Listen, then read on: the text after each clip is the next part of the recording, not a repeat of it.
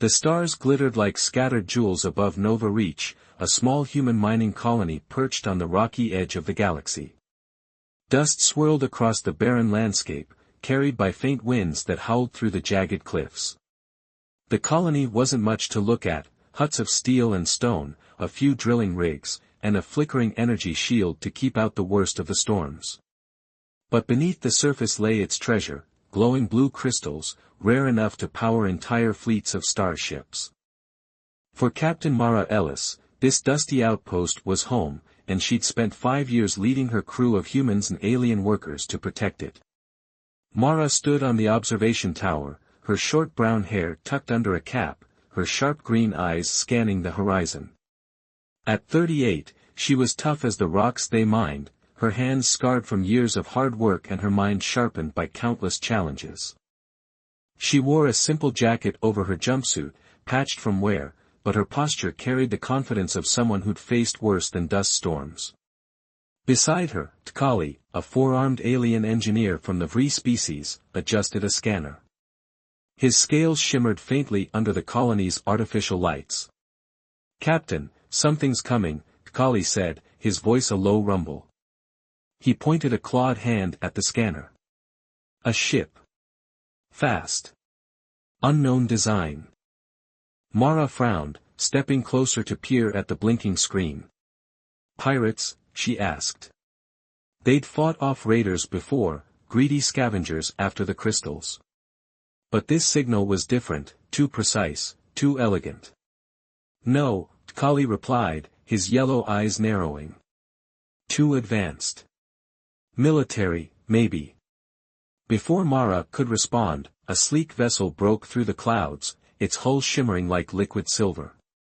It wasn't bulky like human ships or jagged like Vree designs. It was smooth, almost alive, with curves that caught the starlight.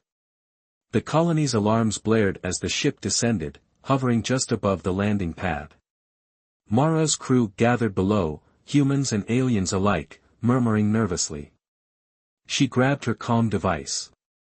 "All hands, stay calm. Defensive positions, but no weapons yet," she ordered. Her voice was steady, though her gut told her this wasn't a friendly visit. The ship's hatch opened with a hiss, and a figure emerged.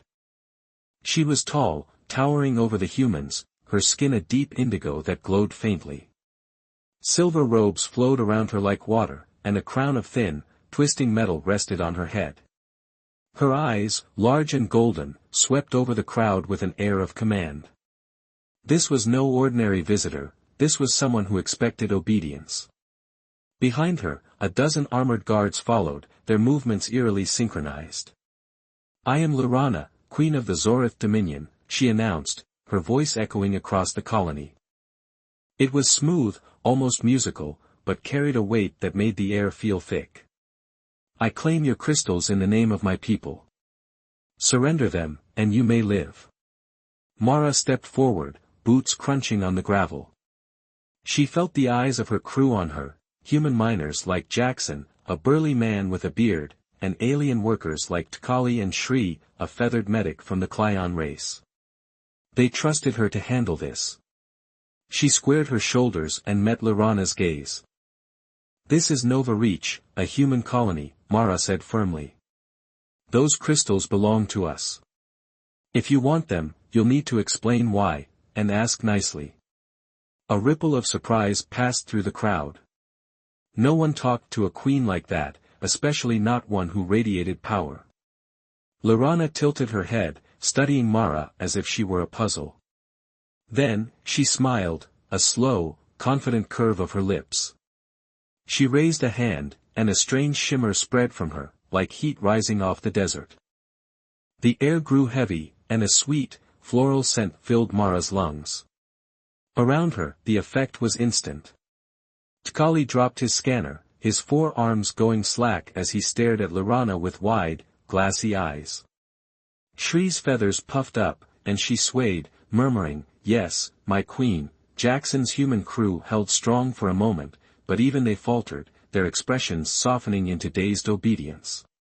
Every alien worker and half the humans fell under the spell, turning to Lorana like she was their son. But Mara didn't move. She blinked, shook her head slightly, and took a deep breath. The scent was there, pleasant even, like flowers after rain, but it didn't pull at her mind. She felt nothing but her own thoughts, clear, sharp, and defiant. She crossed her arms and raised an eyebrow. "Is that supposed to impress me?" she asked. Lorana's smile vanished. Her golden eyes widened, and for the first time, a flicker of shock crossed her regal face. She stepped closer, her guards shifting nervously behind her. "You resist me?" she said, her voice trembling with disbelief. "How?" "Maybe humans are just built different," Mara replied, keeping her tone casual, though her heart pounded. She didn't know what this queen was doing, but she wasn't about to let her take control. Lorana's shock turned to curiosity. She waved her hand again, and the shimmer intensified. The aliens in the crowd sank to their knees, and even Jackson stumbled, catching himself on a crate. But Mara stood tall, her green eyes locked on Lorana's. The queen's guards whispered among themselves, their synchronized movements faltering. "Impossible," Lorana muttered. She straightened, regaining her composure.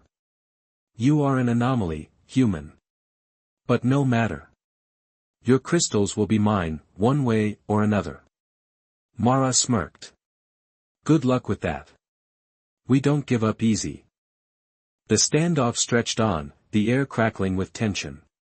Lorana's power had bent entire worlds to her will, but here, on this dusty rock, a human woman defied her without breaking a sweat. For the first time in years, the Zorith queen faced something she couldn't control, and it lit a spark of wonder in her mind. Mara, meanwhile, saw the challenge ahead. This wasn't just about crystals anymore. It was about proving what humans could do. The queen turned to her guards. "Secure the perimeter. We negotiate at dawn." Then she glanced back at Mara, her golden eyes gleaming. "You intrigue me, human. Let's see how long your will holds." As Lorana retreated to her ship, Mara rallied her crew. She didn't know how she'd resist it, but she knew one thing: this fight was just beginning. And humans? They thrived on a challenge. The sun rose over Nova Reach, casting long shadows across the steel huts and drilling rigs. The air buzzed with tension as Captain Mara Ellis stood in the colony's command center, a cramped room filled with flickering screens and humming machinery. Her crew gathered around her, Jackson, wiping sweat from his bearded face, Tkali, still shaking off the lingering effects of Lorana's hypnotic aura, and Shri, her feathers ruffled with unease. Outside, the Zorith Queen's silver ship loomed like a predator waiting to strike. Mara knew dawn meant negotiations, but she also knew Lorana wouldn't play fair. "We've got a problem," Mara said, her voice cutting through the murmur of her team. She tapped a screen showing the alien guards patrolling the colony's edge. "That queen's power hit everyone but me. If she tries it again, we need a plan." Tkali rubbed his scaled forehead, his forearms twitching nervously. "Her aura, it's like a song you can't stop hearing. I wanted to obey her.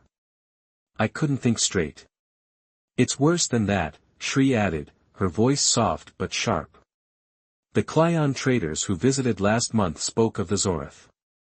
They bend entire planets to their will. No one resists. Except us," Jackson grunted, cracking his knuckles. "Well, some of us." "How'd you do it, Cap?" Mara shrugged, though her mind raced. "No idea. Maybe humans are just stubborn. Point is, she's coming back, and we can't let her take the crystals, or us." She turned to the group, her green eyes blazing with determination. "Ideas. Now."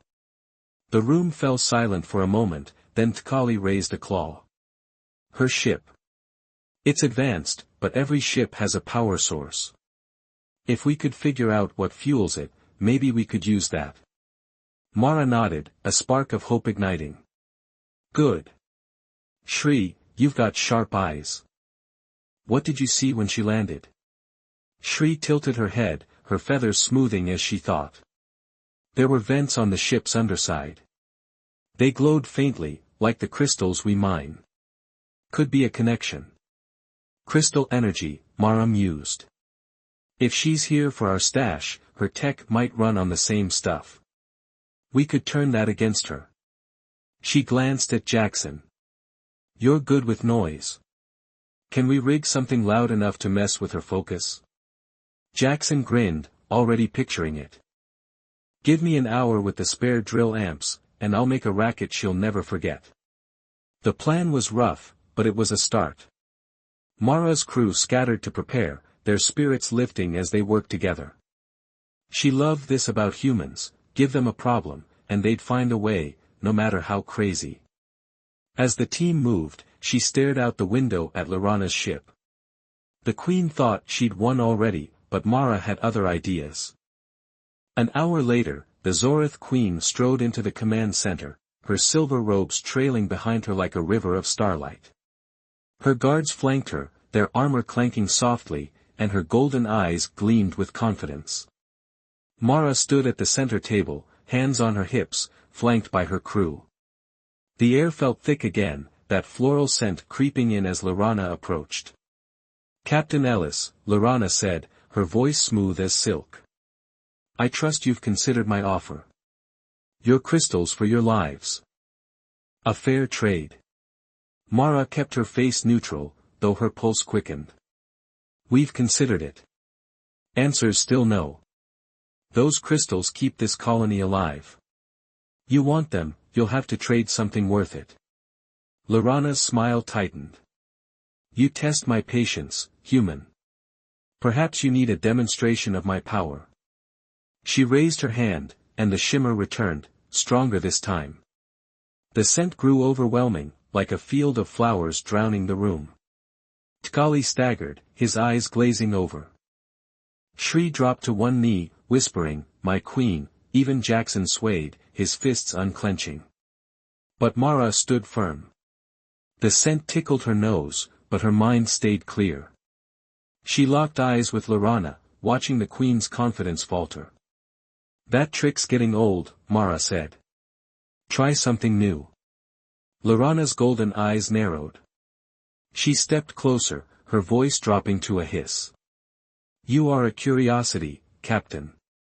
No species defies me. What makes you different? Maybe we just don't like being told what to do, Mara shot back. Now, let's talk. What do you need the crystals for? The Queen hesitated, caught off guard by the question. She straightened, regaining her poise. My dominion spans a dozen systems. Our ships require crystal energy to maintain our reach. Without it, we weaken. You cannot comprehend the stakes. Mara seized the opening. So your ship out there, it runs on crystals too, right? Must be tough keeping it fueled this far from home. Lorana's gaze sharpened, but she nodded. It does. The vents beneath it process the energy. A marvel of Zorith engineering. Sounds fragile, Mara said casually, filing the detail away. One crack in those vents, and you're stuck here. The Queen laughed, a cold, melodic sound. You overestimate your position, human. My guards will take what I need if you refuse. She waved a hand, and the enthralled aliens in the room, Kali, Shri, and others, turned toward Mara, their movements stiff but obedient. Mara's heart sank, but she didn't flinch. Call them off, or this gets messy. Lorana smirked. Messy for you, perhaps. She snapped her fingers, and the aliens lurched forward, hands reaching for Mara and Jackson. Now! Mara shouted. Jackson hit a button on a makeshift device cobbled from drill parts and speakers. A deafening screech blasted through the room, a mix of high-pitched wails and grinding metal. The aliens froze, clutching their heads, and even Lorana winced, her shimmer flickering. The sound wasn't enough to break her control, but it bought time. Mara grabbed Jackson and bolted for the door, dodging Tkalia's sluggish grab. Keep it running, she yelled as they slipped into the corridor. The noise followed them, echoing off the steel walls. Behind them, Lorana's voice rose in fury. "Find them," she commanded, her guards scrambling despite the chaos. Mara and Jackson ducked into a storage bay, panting. Shelves of tools and spare parts surrounded them, the air thick with dust. Jackson wiped his brow. "That worked better than I thought. She's mad now, though." "Good," Mara said, grinning despite the odds. "Mad means sloppy. She gave us something, those vents. If we can hit her ship, we hit her power." Jackson raised an eyebrow.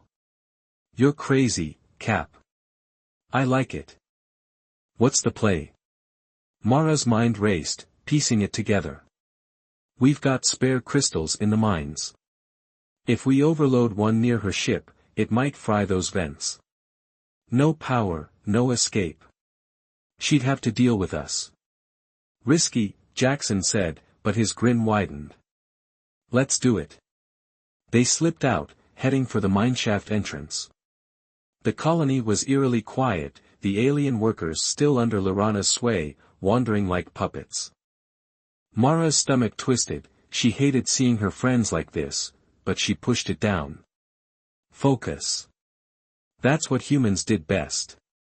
Deep in the mines, the blue crystals glowed faintly, casting shadows on the rough walls. Mara and Jackson hauled a crate of spares to the surface, rigging it with a detonator from the drilling gear. It wasn't elegant, but it didn't need to be. They crept toward Lorana's ship, staying low as guards patrolled nearby. "Ready?" Mara whispered, her finger on the trigger. Jackson nodded. "Let's give her a surprise." She pressed the button.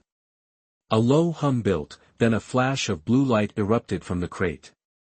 Energy surged toward the ship, crackling along its hull. The vents flared, then sparked, smoke billowing out. Shouts echoed from the guards as the ship shuddered, its glow dimming. Mara pulled Jackson back into the shadows, watching. The plan worked, sort of. The ship wasn't dead, but it was hurt. Lorana would feel that. And she'd come for them. Sure enough, the command center doors burst open minutes later. Lorana stormed out, her robes swirling, her golden eyes blazing with rage. "You dare strike my vessel," she bellowed, her voice carrying over the wind.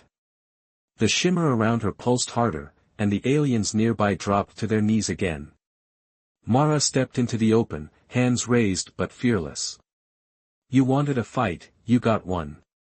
Let my people go, and we can still talk." Lorana's laugh was bitter. "You think you've won? This is only the beginning, human. Your tricks won't save you forever." Mara met her gaze, unyielding. "Maybe not. But we'll keep fighting. That's what humans do." The Queen's expression shifted, anger mixed with something else. Respect? Curiosity? She turned back to her ship, barking orders to her guards. Mara knew this wasn't over. Lorana would regroup, and the next move would be hers. But for now, Nova Reach stood firm, and Mara's crew had a chance to strike back. Humans didn't need magic or auras. They had grit, and that was enough. The air in the crystal mines beneath Nova Reach hummed with energy. The glowing blue shards jutted from the walls, casting an eerie light across the tunnels. Captain Mara Ellis crouched behind a jagged outcrop, her breath steady despite the chaos above. Jackson knelt beside her, fiddling with a makeshift device, a tangle of wires and a salvaged speaker from their earlier stunt. Overhead, the ground trembled as Lorana's guards marched, their boots echoing through the stone. The Queen had wasted no time retaliating after Mara's attack on her ship.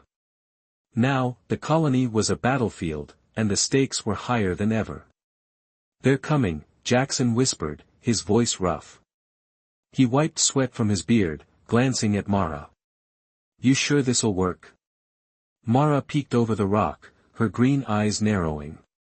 Shadows moved at the tunnel's entrance, Zorith guards, their armor glinting, and behind them, the enthralled alien workers. Tkali's 4 arms swung limply as he shuffled forward, his yellow eyes blank. Shri followed, her feathers drooping, a faint "my queen" escaping her lips. Mara's chest tightened. She hated this, her friends turned into puppets. But she pushed the feeling down. Focus. That's what kept humans alive. It has to, she said, gripping a small crystal shard.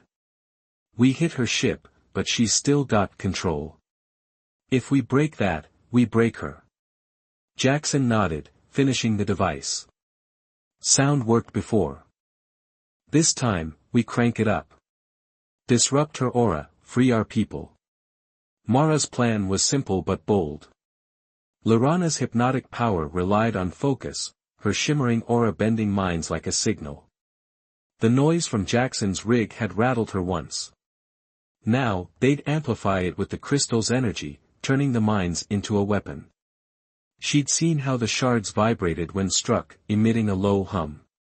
If they could boost that, it might scramble Lorana's hold.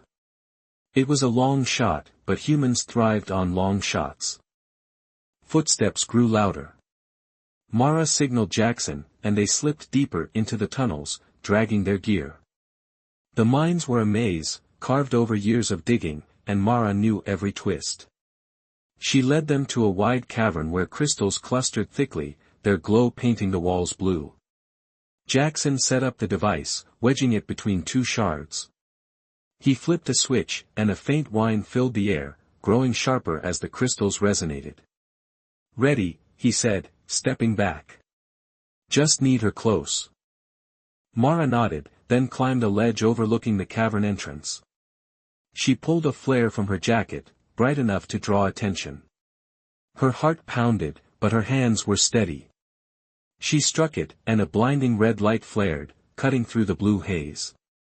The guards' shouts echoed, and soon, their silhouettes filled the doorway. Behind them, a taller figure emerged, Lorana, her silver robes shimmering, her golden eyes blazing with fury. You cannot hide, human, the queen called, her voice ringing through the cavern. The shimmer around her pulsed, and the enthralled aliens surged forward, tools raised like weapons. Tkali's claws gleamed, and Shri clutched a wrench, her movements jerky but determined. Mara dropped the flare and slid down to Jackson. Now. He hit the trigger. The device screeched, a piercing wail amplified by the crystals. The sound bounced off the walls, growing into a deafening roar. The crystals vibrated, their hum joining the chaos, and a wave of energy rippled through the cavern. The guards stumbled, clutching their heads, and the aliens froze, their blank stares flickering. Lorana flinched, her shimmer dimming as she pressed a hand to her temple. It's working. Jackson yelled over the noise, pumping a fist. But Lorana wasn't done. She straightened, her golden eyes locking onto Mara. Foolish tricks, she snarled, raising both hands. The shimmer flared brighter, fighting the sound. The aliens shook off their daze, advancing again, though slower. The queen stepped forward, her presence overwhelming despite the chaos. Mara cursed under her breath. The sound wasn't enough, not yet. She scanned the cavern, her mind racing. The crystals. They were the key. She grabbed a loose shard, its edges sharp against her palm, and ran to the device. Jackson, boost it. Use this. He caught the shard she tossed him, jamming it into the rig. The whine spiked, and a burst of blue light shot from the crystals, merging with the sound. The air crackled, and the wave hit Lorana full force. She staggered, her shimmer collapsing entirely.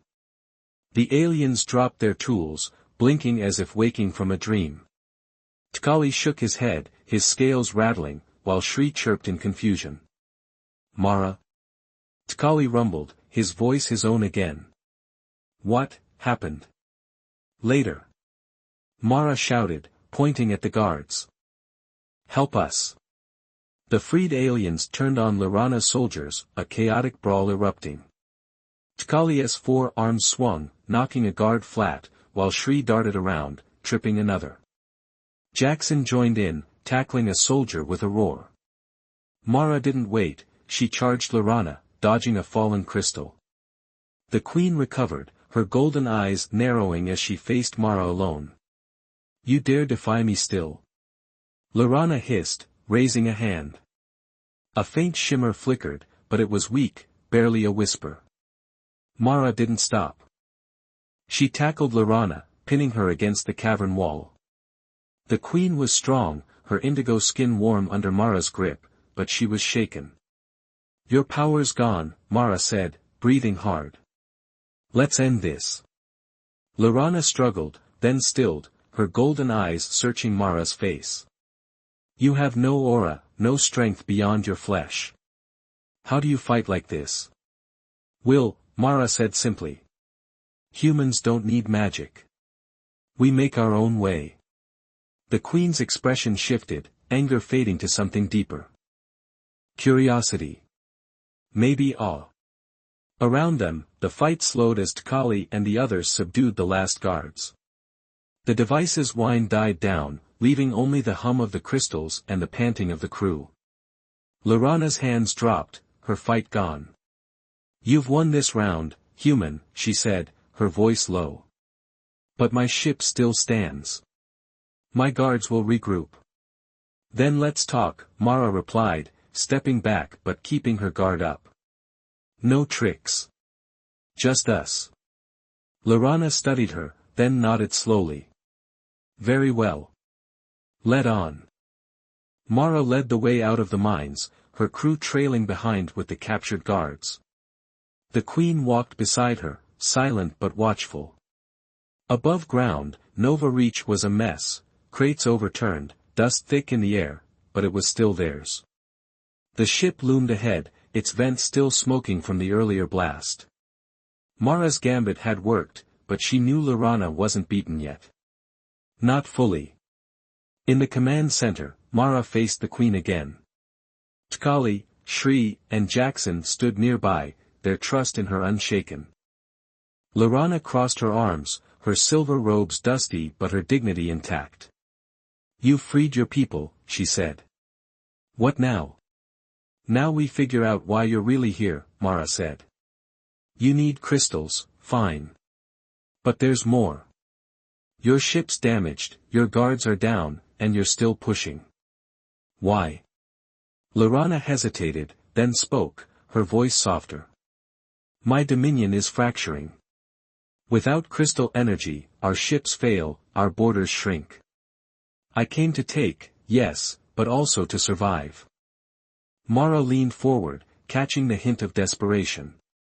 You're not just a queen. You're a leader fighting for your people. Sound familiar?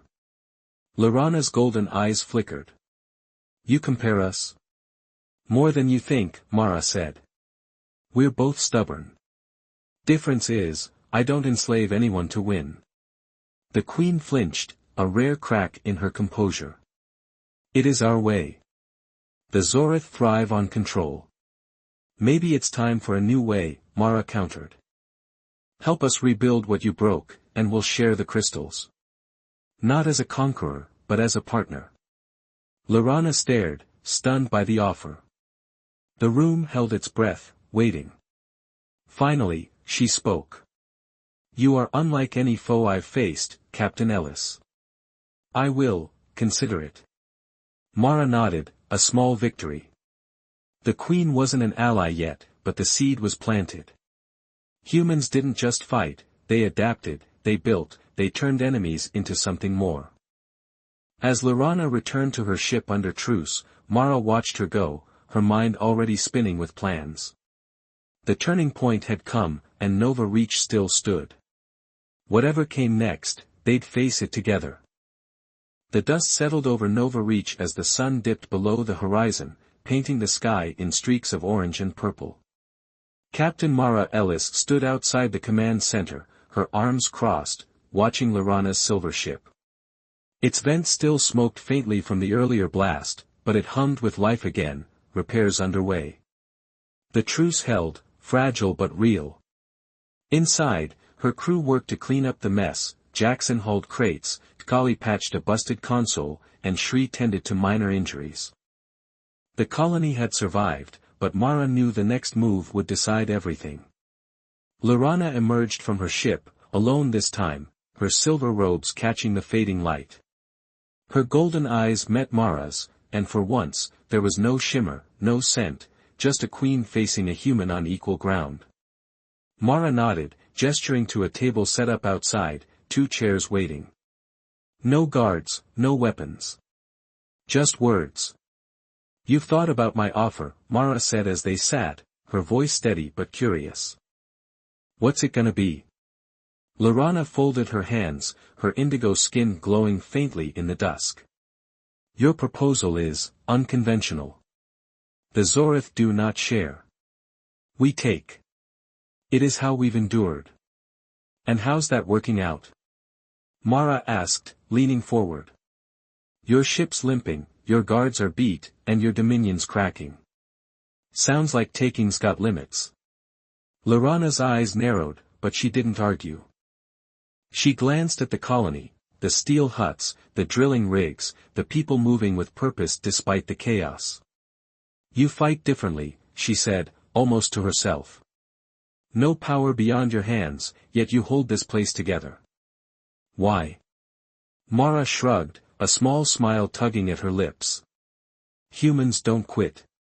We build, we fix, we figure it out. Doesn't matter if we're outmatched. We keep going." The queen studied her, silent for a long moment.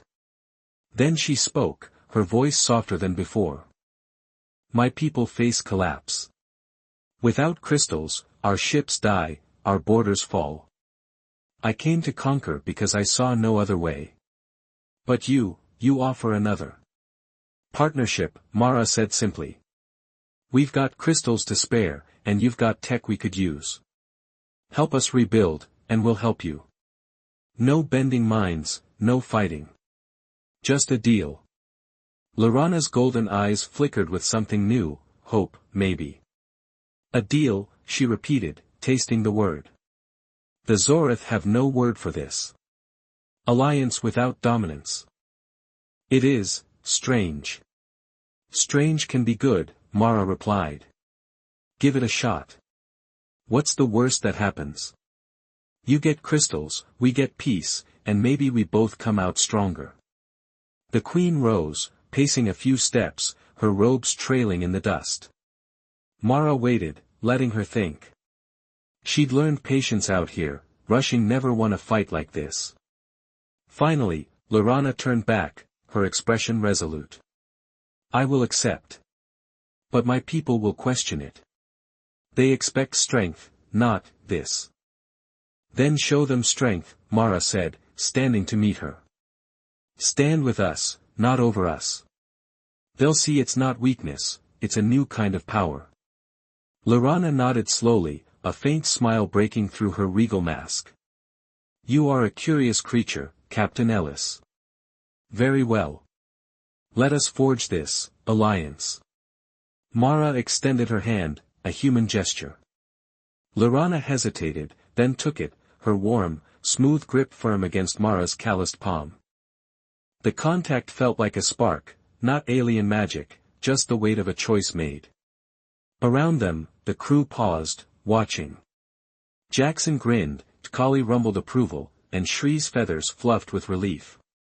The air shifted, heavy with possibility. The next hours blurred into action. Lorana called her guards off, ordering them to assist the colony instead.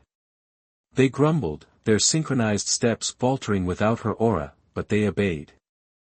Soon, Zorith soldiers hauled debris alongside human miners, their sleek armor clashing with the colony's rough gear.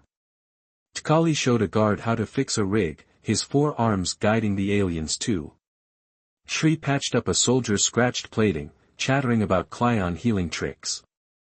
It wasn't smooth, languages clashed, tempers flared, but it worked. Mara and Lorana met aboard the Queen's ship later, its sleek interior a stark contrast to Nova Reach's grit. The command deck glowed with holographic displays, and the hum of crystal energy pulsed through the walls. Lorana pointed to a map, stars blinking across it. These are my borders, she said. Weakening here and here. Your crystals will stabilize them. Mara traced a finger along the map, nodding. And your tech, those shields, the engines, could protect us from raiders. We've got enough trouble out here without losing more. Agreed, Lorana said. She tapped a console, and a contract appeared, simple terms, fair shares. No domination, just mutual need. They signed it, Mara's scrawl next to Lorana's elegant script. The Queen's hand lingered on the screen, her golden eyes thoughtful. This is the first pact my people have made without force. First of many, maybe, Mara said, grinning. Humans are good at starting trends. Lorana's laugh was soft, melodic. Perhaps. You've already changed me, human. I came to break you, and instead, you've built something. Back at Nova Reach, the crew celebrated. Jackson cracked open a crate of smuggled beer, passing cans to humans and aliens alike. Tkali sipped one, grimacing at the taste, while Shri chirped happily, her feathers dancing. Lorana joined them, hesitant at first, then accepting a cup with a curious sniff. The Zorith guards stood apart, unsure, but a few edged closer, drawn by the laughter. Mara watched it all, leaning against a hut, her chest warm with pride. This was humanity, messy, stubborn, and unstoppable. Days later, Lorana's ship prepared to leave. Repairs were done, its vents glowing blue again, fueled by Nova Reach's crystals. The Queen stood at the hatch, facing Mara one last time. I return to my dominion, she said. But I will send ships, trade, not war. You've given me a story to tell my people. Make it a good one, Mara replied. And come back yourself sometime. We've got more to share. Lorana's smile was genuine now, unguarded. I will, Captain. You've shown me strength I didn't know existed. Perhaps the Zorith can learn from it. The ship lifted off, a silver streak against the stars, and Mara watched until it vanished.